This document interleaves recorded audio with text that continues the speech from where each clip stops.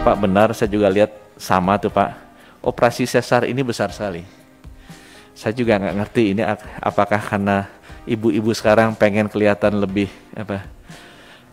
lebih sehat dan cantik tanpa melahirkan normal, atau memang dokter-dokternya yang pengen ibu-ibunya dan membujuki ibu-ibunya supaya kelihatan sehat dan cantik, disobek aja perutnya tapi tidak melahirkan normal. Itu nanti kami akan coba, atau mungkin dua-duanya ini saling berhubungan satu sama lain. Tapi nanti kami akan lihat ya, kalau saya sebagai orang yang beragama, kalau memang sudah dikasih jalannya seperti itu, artinya kan sudah dijamin aman oleh yang di atas gitu kan. Artinya nggak usah ada keraguan bahwa akan terjadi hal-hal yang merugikan lah bagi seorang ibu yang melahirkan anaknya dengan cara normal. Demikian Pak Ansori. Mungkin dari Ibu sedikit. Ya, silakan Pak Ansori. Sedikit aja melalui pimpinan. Ya, silakan.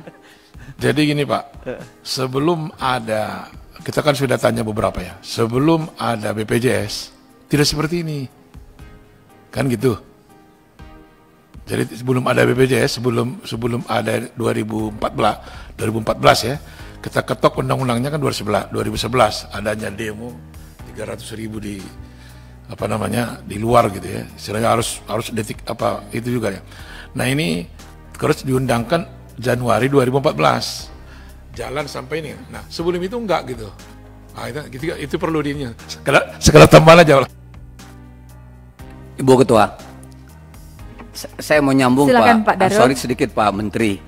Saya kira memang harus kita pikirkan sungguh-sungguh nih Pak, soal kelahiran ini apakah memang harus masuk bagian dari pelayanan BPJS. Karena kelahiran itu kan sesuatu yang direncanakan dan diidolakan.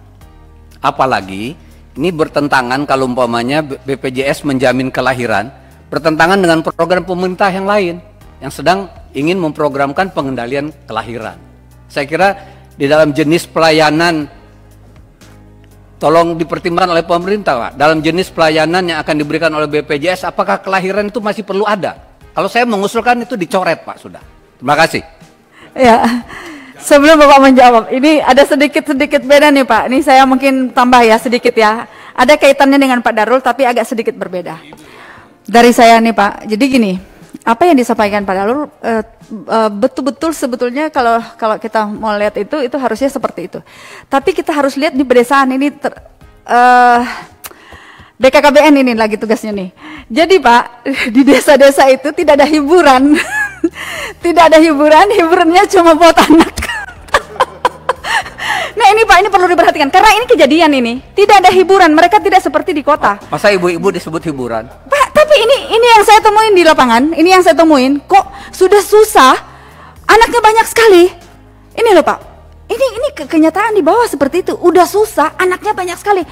Maaf kata, mungkin makannya aja udah sulit gitu untuk satu hari 3 kali, tapi anaknya banyak. Nah, kalau udah begini gimana? Yang disampaikan Pak Darul ini agak beda nih. Jadi ini harus bersama dengan BKKBN ini untuk menyelesaikan persoalan ini, karena ini juga yang tadi Bapak sampaikan, kalau di perkotaan mungkin boleh, kita mungkin klaster silakan gitu.